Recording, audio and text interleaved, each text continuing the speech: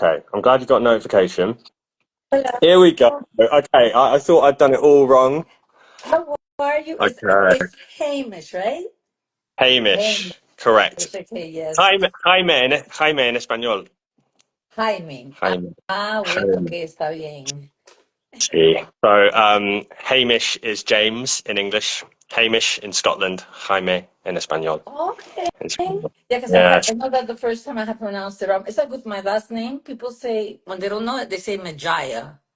And I'm like, and I Yeah. said, no, it's like if it had an H, Mejia, because they Mejia pronounce it. Yeah. for the Spanish. Yeah, exactly. But thank you for So, having me. you're so welcome. This is our first time meeting, by the way, for anyone joining. Maria and we've spoken a bit online. We've been connected for a while because we're both HIV advocates, but this is our first time actually meeting. So, Yeah. what a place to do it. My first Instagram live with someone else as well.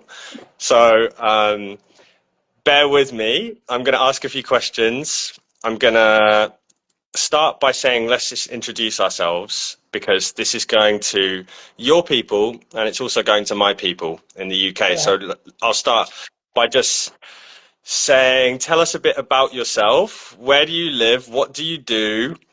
Don't share your whole story just yet because I'm going to ask you about that. Yes. Where do you Okay. live? What do you do for my people in the UK?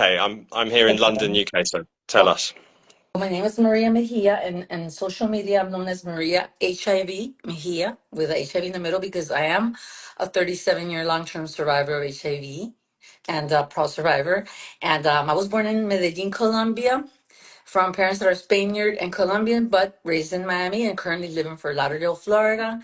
I'm a lot of things, but the most important thing that I am is to make it simple and quick is that I am an activist, an international human rights activist and orator, a speaker, motivational speaker, and author, and many more things. Just a person that is here on a mission to save lives and educate and stomp on stigma by showing my face.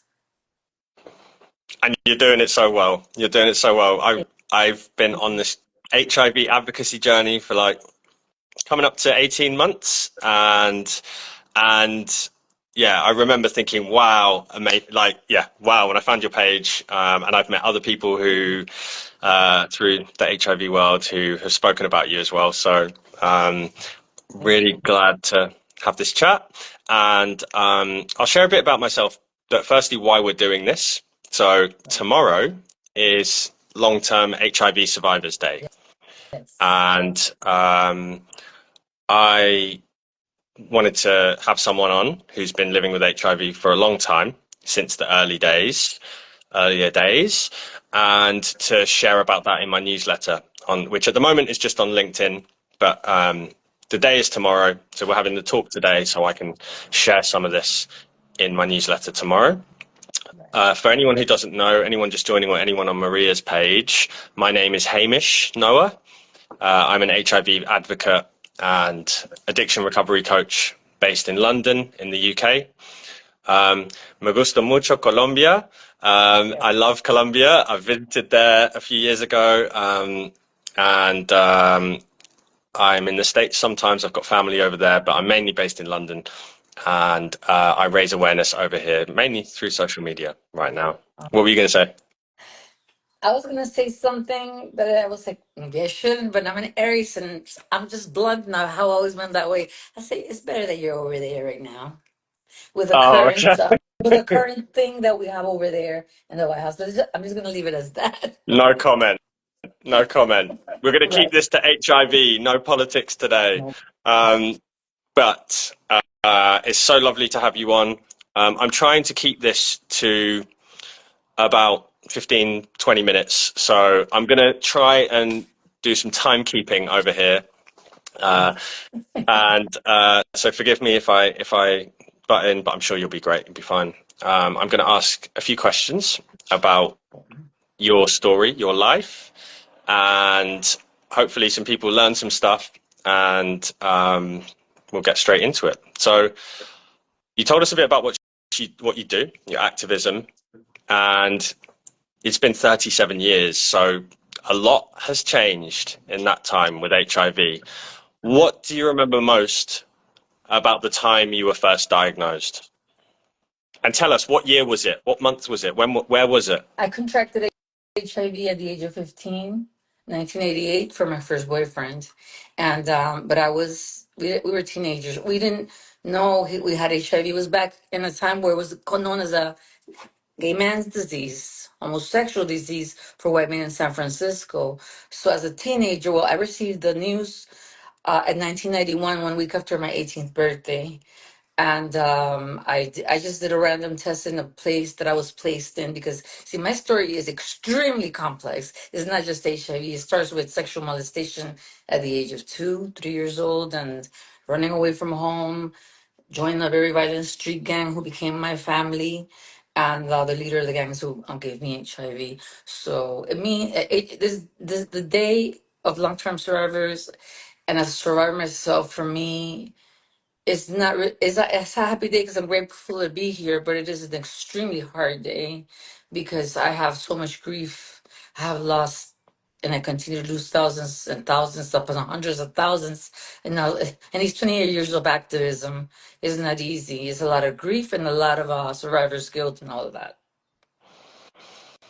Thank you, Maria. Thank you. And thank you for painting a bigger picture for us than just the virus, because that's one of the things I always say is it's not just the virus. There's always so many things attached to it. Um, so it was 1988 and 1991 when you found out. And where were you? Where were you I was when in you were diagnosed? I was I I managed to try to save myself because I don't come from the streets. I come from an ultra Catholic conservative family in Colombia. It's just the violence at home and the abuse and so much led me to run away from home. That's why I said that the gang was like my family. But ultimately, since I'm not, even though I did a lot of, I was a very violent person. I mean, that's known. And I wanted, at the age of around 17, I was like, I was tired, and he had the compassion, my boyfriend, to let me release me, because I didn't belong there, and I was tired of just being in the street, So I went to a program called Job Corps, which, I don't want to break politics or anything, but actually very devastated about that because this administration is pretty much cutting that program off, which is like a second opportunity, like vocational school for me to finish high school and get about vocational my vocational studies and then continue on with what I finished doing. But I found out by myself. I was told in a very unempathetic way, basically in a place where there was no social media, there was no information. All I knew is what I saw on TV: gay Yeah. white men in San Yeah. Francisco dying and dropping like flies, and our little angel Ryan White, trying to go to school. So it was just a lot of I was in Kentucky. I was because they wanted to put me out of the away from Miami You were in because of the environment. Kentucky. You were in Yes, Kentucky when you got diagnosed, or when you found out. when I found out Right. when I was Okay. diagnosed. Yes, Perfect. because every student that came in, they tested us for everything, pregnancy and everything, including HIV. But I knew a lot because of Ryan White. For some reason, I always followed stories in the news and things like that. And there was another lady in Florida named Kimberly Bergalis that also passed away. But I would see them like going to Congress, even as a teenager. Like I had the information before they tested me there, and when I was told, well, I was continuously being sent some slips from the clinic, and since it was such a far walk, and I was just like rebellious, I mean, still had it in me, like it's like I'm not gonna, the hell am I gonna go to the clinic for what? But since I was going to turn 18, I asked the social workers if I could go to Miami to be with my birthday with my mom and my little brother, my family. If I could, go for that to celebrate my 18th birthday. Remember, I had been through so much already in my life, like a whole lifetime, and I was so young. I was about to turn 18. I'm a teenager. And finally, I was like, finally, I'm gonna go to school. I'm going to not let all the horrible things that happened define me. And then I went there, the clinic, because they're like, yes, no problem, but you have to go to the clinic so we could discharge you and get your ticket and stuff so you could go. So I said, fine. So I remember going to the clinic, and it was I don't remember his name, I wish I knew his name, but he said, "Why haven't you come to the clinic? We've been sending you slips." And it's true, they have sent me like three, And I said, and I looked at him, and he was like angry at me, but no compassion, like I said, but at the same time with eyes of like horror.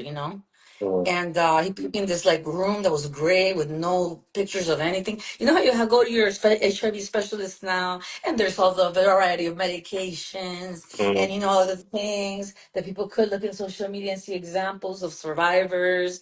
I have none of that, Yeah. you know and which just helped me help many people throughout all these years. And I already am not dumb. I already knew by his eyes that I was like, I can't be pregnant because I had not been intimate for well, after my boyfriend. Yeah. And I said, oh my God, I have cancer in my lungs. That's what I thought. Right? Was because I smoked cigarettes. That's what I thought. Mm. So he sat me down with no prepare. He didn't prepare. You know how because I eventually became a tester, and because of that, and he just sat me down. He said, "You have AIDS," just like that. Mm. And Yeah. in that time, me by myself and another.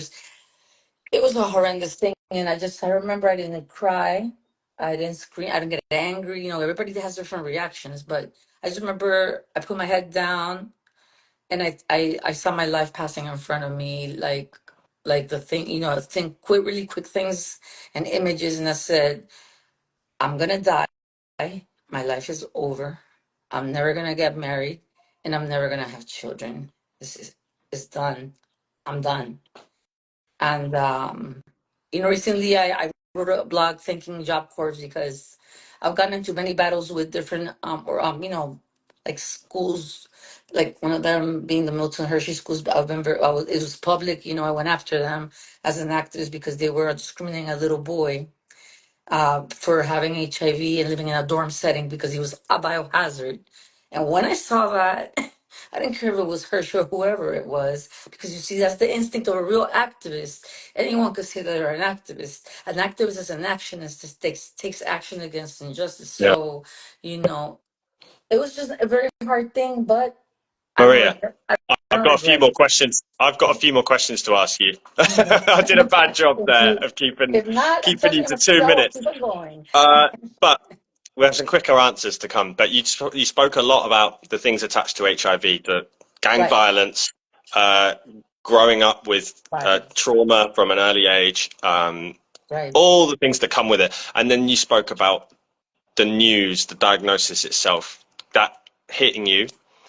I remember that in 2020 when I was diagnosed, Oh, good. but it must have been a whole different thing to have that 30 years earlier.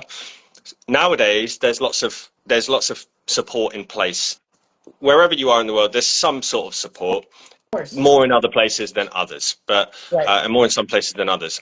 We're very, very lucky in the UK with the support we've got, but there needs to be more in other parts of the world.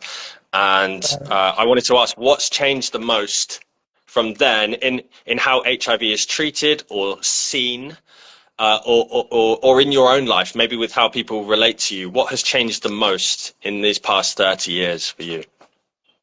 It's been a very big 37. process. 37, yes. And I made it to 52 years old. I'm 52 because they told me I could not live more than 20 until to the age of 28. I mean, there was no medicine. We had no access to treatment. I know what it feels like to be dying because I almost died. Not only with that, but I'm in remission of cancer as well. So the difference is that the difference is so big. I mean, it's a human condition that is treatable.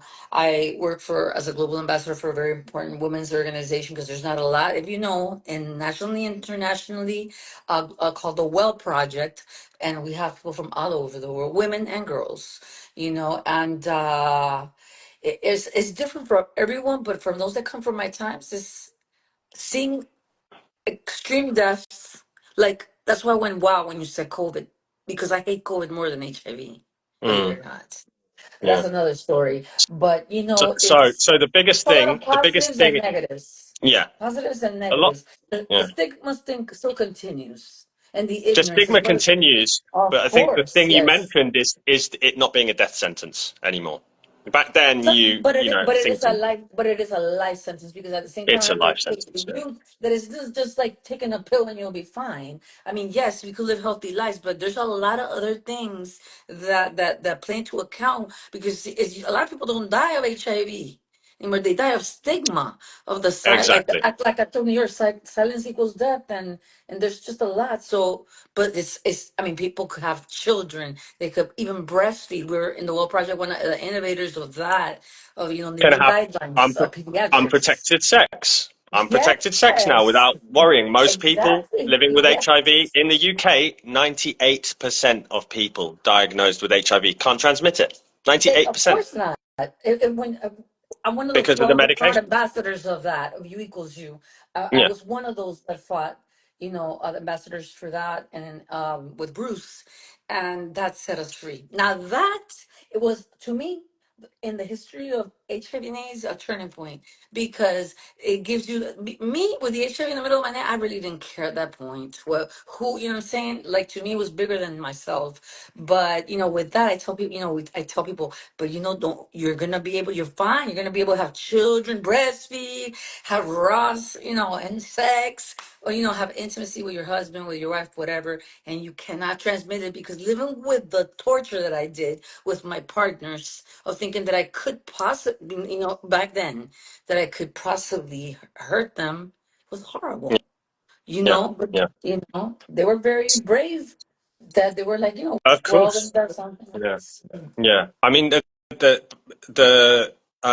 the world was different back then, but the life with HIV was like almost incomparable to today in many ways. But what helped Horrible. you the most with getting? So I'm going to ask three more questions, and I want you to be quite quick with the answers. So, what Yeah, would you say helped you get through your hardest moments?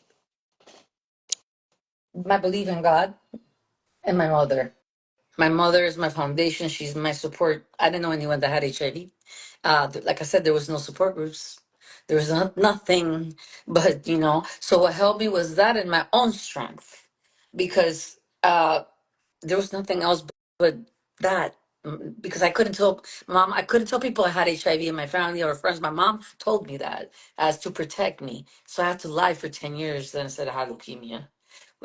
So you know it's what has, and also it's very important. I also tell people being of service to others, because I was told since I was a little girl that I was nothing, that I was never going to amount to anything. Like the abuse that I lived with my father, he's not who molested me, and I forgave him, but he was horrendous to me as a little girl. So it was a lot of work on myself, by myself.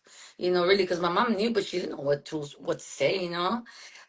So it's been being of service and helping others also heals you and helps you. And it doesn't get easy. I mean, it's easier, but I still get the same anxiety when I go and get my labs and all that, especially a long-term survivor.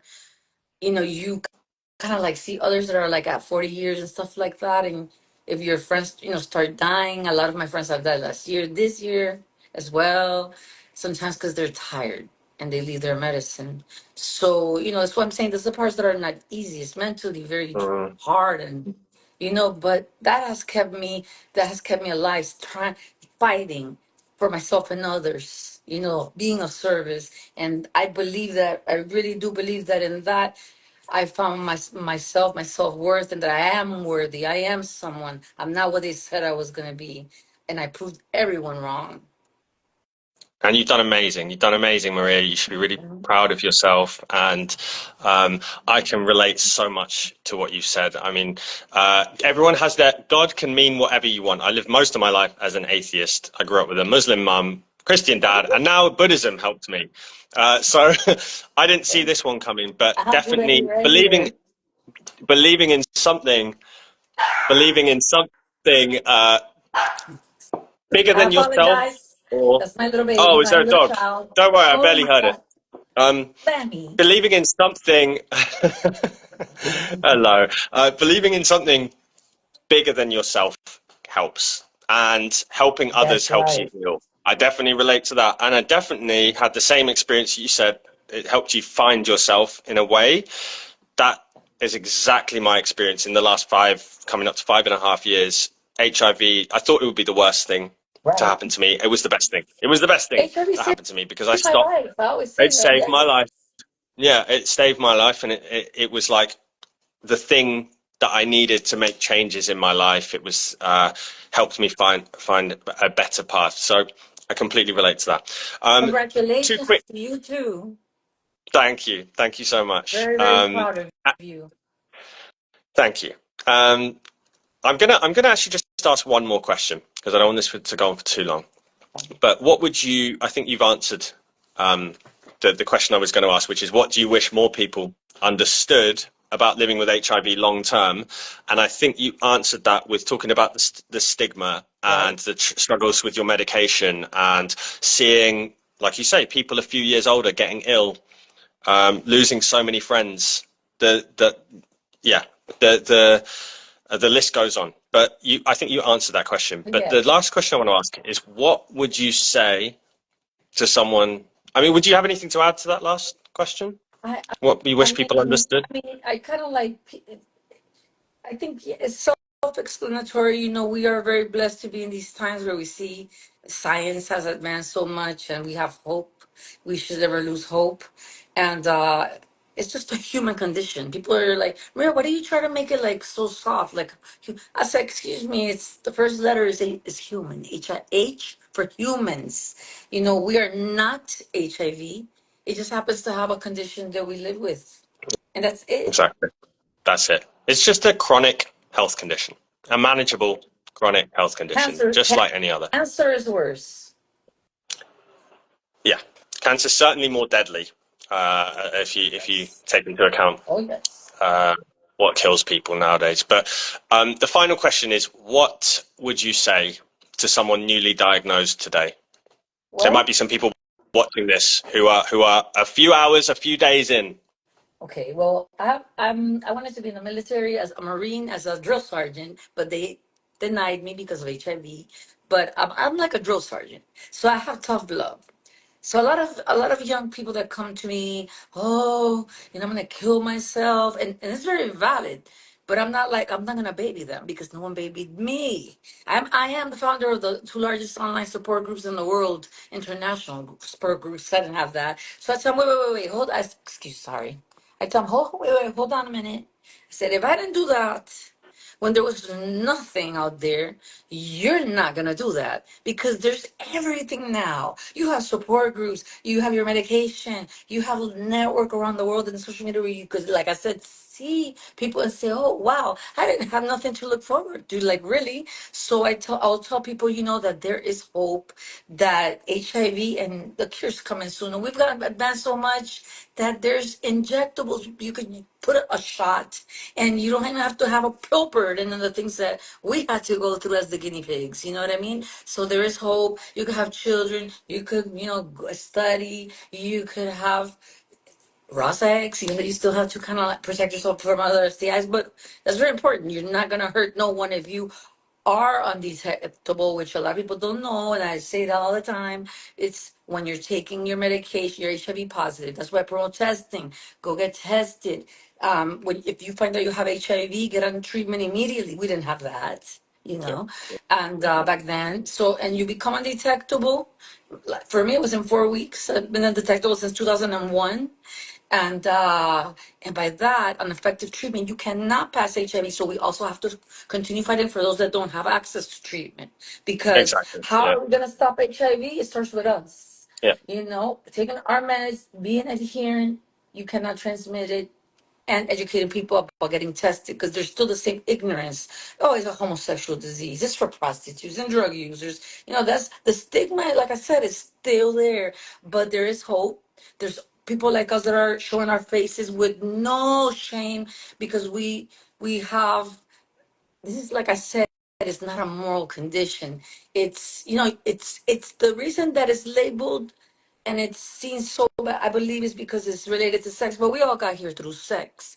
So is that shame with religion and they deserve, what are you, a prostitute? Even the media still, the questions are very ignorant. So we Yeah. have to continue educating, Keep talking about but it. it is easy, it's easier. Yeah. It's easier. You take your meds. Some people don't even have to be activists because that's not their fight, and they just take their a pill a day or their shot, and they have normal lives, children, and even grandkids, and they don't- they go about their life. Exactly. But people like us, we're the ones that are. You're like the ones that are you are the one, after this generation, the evolution. We go to the light, hopefully. Even though we don't know when it's gonna be. Look at me, I'm still here. I can't believe at 52 and looking good. Okay, because I mean it's the truth. Because that HIV and the medications like that will ravage you. So you have a lot of hope. Just continue. Know that no one can tell you that you are less than because you have this condition. You know what I Exactly. mean? If anything, we are Exactly. survivors, and actually, you are safer with someone with HIV that's living with this human condition because you're continuously getting tested for everything. I mean, that's true. We take care of each other more, like what you said. We actually, when we find out, most of us, we get labs. We want to exercise. We want to eat better. So we are living very long and healthy. Yeah. And I just recommend for them to start their treatment, to be adherent, to eat well, to meditate, to pray, whatever it is that helps them find balance, because stress kills, depression, other things. Because like I said, HIV is not what kills. It's the other things are surrounded by it. And statistically it shows, as far as like women, because I have to also represent women. There's a lot of abuse, intimate partner violence, trauma, and women with HIV. So, and men too, though. A lot of times HIV is used against people for violence. And I tell them, there is, you don't have to stay with someone because they're telling you you're never gonna find no one because you have HIV and things like that. No, of course you will. Yeah. You will find someone, and you are deserving. You're not less than. It's just something that you contracted, and that you manage, and that's it. That's it. That's it. I think the main thing I took from that is there's so much support around. So if you're diagnosed nowadays, go and find it. Go It's and message everywhere. someone online. Call your local HIV charity. Go visit the local HIV charity. Go uh, put yourself in some support groups. Find a network. There's an online platform, Positive Plus One, that's global. Go join that. You can find people here, Instagram, LinkedIn, Right. TikTok, Facebook, everywhere, everywhere. Exactly. We're pretty loud, us lot, Even living dating with stuff. HIV. So so it's hard And to that's why I miss. tell. That's why I tell when they're like in that moment where they're like going. I'm gonna kill myself right now. At whatever time of the night, I get Yeah, thousands of messages, obviously. yeah. Just have to Google Don't lose hope. HIV Yeah. dating, whatever. Yeah. So, that they don't pay me for. That's the work that a lot of people don't see. It's not me in social media, and that's it. I've done a lot of work, groundwork, and I've Of done a lot of course. work Yeah. for free. Yeah. So Of I, course. like I I said, know them. and Yeah. when if my mother would have been like, because her faith is also what kept me alive. Her that faith that she has, that you're not gonna die from this, and she really felt that. If she would have broken down, or if I would tell them, I'm so sorry that you got this. It's like, even with disclosure, you know, I would have been dead already. Because if my mother would have broke, it is hers. That's why I always, when they interview me, I say, God, of course, but my mother is my everything, my rock. Is I'm alive because of her. So it's very important, the support system that Support's really we have to stay important. alive and healthy as well. Exactly. Stay connected. So if you're newly diagnosed, stay connected. Connect with people who Yes. support you, other people living with HIV, supportive people in your community, online, So everywhere. support Don't them, stop. but sometimes you're gonna run into a drill sergeant like me, because Yeah, I will teach them by saying, no, no, no, it's not gonna be like that. You're gonna be good. You're gonna be this, that. So that also, my way is just another type of way. But if they're gonna come to me, I'm not gonna baby you. I'm gonna give no, you. no, no. I'm The gonna biggest, empower you. the biggest support is for yourself. you gotta support yourself first and No, foremost, and and you gotta practice that. I can't say I'm so sorry or poor thing. No, because there's no reason to do that. We No? are all fighters, and it's in us. So that's what I try to inspire people to be, and Exactly. we just gotta. I have two options to tell you and to finish this off: to lay down on a bed and die, or get up and fight to survive. And now I Exactly. Amen. thrive. Amen. Amen. Amen. And this comes up in my recovery coaching all the time. One of the biggest things that people, that changes things is taking full responsibility for everything. And that means no matter what happens in your life, it's on you how you respond. That's it. That's the first Amen. thing. It's on Amen. you. It's on you. And that, no matter what you're going through, I spoke to someone the other day about, would Stephen Hawking have become one of the greatest scientists to have ever lived if he saw his disability as a problem? The people go through some of the biggest hardships and do some of the most amazing things. And Yes. it starts I with agree. you. It starts with you, but you got to connect with other people. You can do two things at the same time, and that's really important. Yes. Thank you so much for joining. I'm Thank conscious of you. time because I need to share this, and I don't want to lose it and run out Thank of you time for on the here. invitation. I'm very honored. I'm Uh-huh. I'm so grateful.